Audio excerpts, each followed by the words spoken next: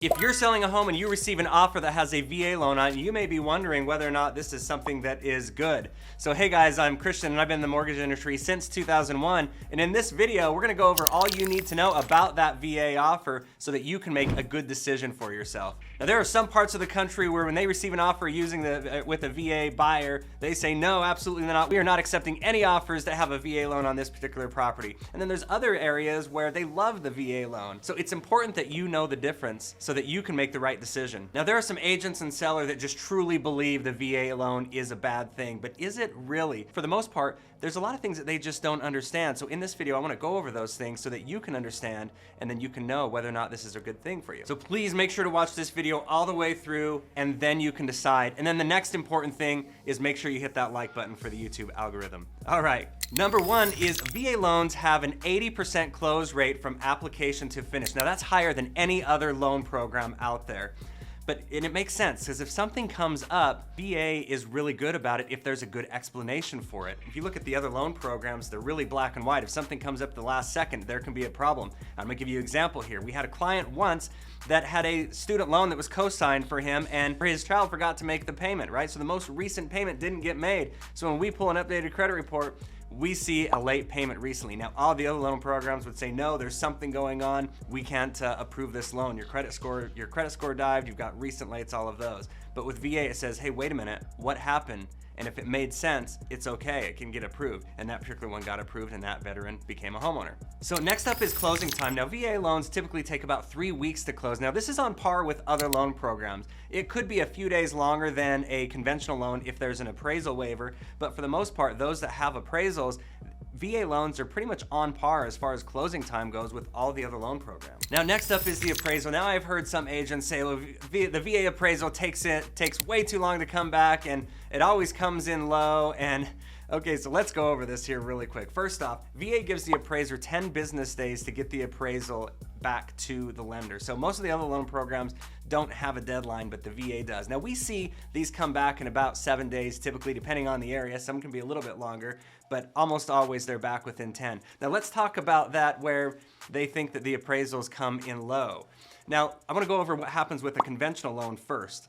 If a conventional appraisal is done and the appraiser goes out there, they inspect the property and they have trouble coming in at value, what they do is they release the appraisal as is. Here's the appraisal, it's low. And if you disagree with that, you've got to go through a lengthy dispute process to make that happen, to make that change, right? Now VA has a little bit of a different process for that. They have one that's called Tidewater. So here's what this is. So before they finish the appraisal, if they have trouble coming up with value, they say, hey, wait a minute. We can't come up with value, so we're gonna put the appraisal on hold and we're gonna give the agents 48 hours to provide comparable sales to help us come up with the value. Now, this will take care of most of those issues where you're thinking the appraisal is gonna come in low, right? So if the agent gives those comps up front, it's gonna take care of that. Now, there is a process for this, so if your agent does it, make sure they only give them 3 comps. Some agents will give them 53 comps. It's just not gonna help, right? An appraiser's not gonna have time to review all those. Have the agent pick the 3 best comps that support the value, send that in. That will take care of your low appraisal issue. See, a lot of people just don't know about that. And so sometimes if an appraisal comes in low and they don't know about that, they've got to go through the traditional dispute process. But if you know that little trick and the value is there, you can take care of it up front and it's not a big deal at all. Now, in fact, 85% of VA appraisals meet or exceed the purchase price when it comes to value. So that part's pretty high. But again, you can still dispute afterward if you need to.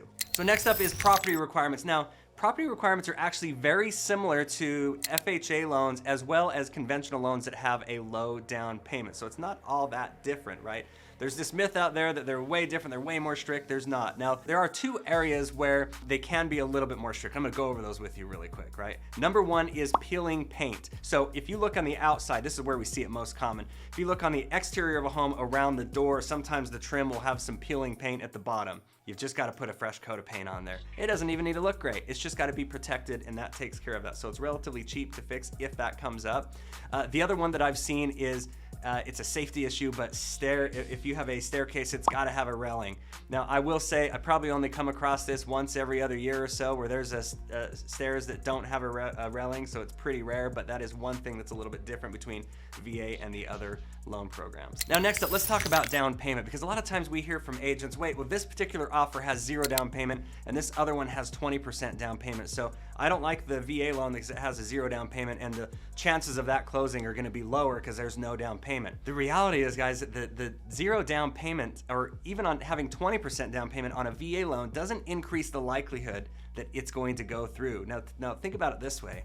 VA would actually prefer that veteran have that 20% sitting in the bank. So if they have $50,000 and it's just sitting in the bank, they would rather have them have that $50,000 rather than putting it all on the down payment, because if something comes up in life, they've got something to pull from to make the payment. Whereas if they take all that money and they put it on as far as a down payment goes, they don't. Now, this is a little bit different than how the conventional loans look at it, right? So it's more risk from VA's perspective to put all that money down as opposed to put less down and hang on to it for a rainy day fund. So if you're looking at an offer and it's got a 0 down payment, don't take that as a negative. That's not a negative. All right, so the next part, and this is kind of the biggest part. In fact, this is kind of what can give VA loans a bad reputation in many areas.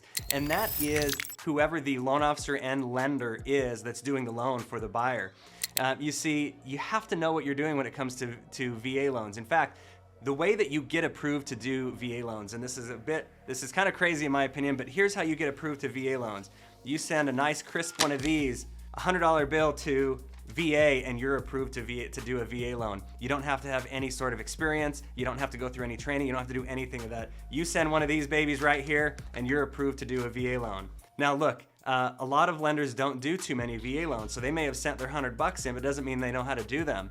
And if you don't know how to do them and you're trying to learn as you go, you're gonna cause some problems for both the buyer and the seller, and that is what gives the VA loan a bad reputation. So make sure that whomever is doing the loan, the lender, make sure they know what they're doing. Make sure they have some experience with VA loans. If they've done 2 or 3 or 4 a year, yet that's not enough experience. They need to have done several VA loans, right? I mean, at least over 100 before you know anything about the VA loan. So if you've done that many, you're gonna know some of the ins and outs of those things that come up so you can take care of them right away, and it's not gonna cause a problem for the buyer and seller. All right, guys, well, to all the veterans that are watching this video, thank you so much for your service to our country. We appreciate it. And if you like what you saw here, please be sure to like and subscribe. And if you're curious about other VA requirements, such as what is required for credit, check out this video right here. It's gonna tell you all that you need to know. So thanks so much, guys. Take care.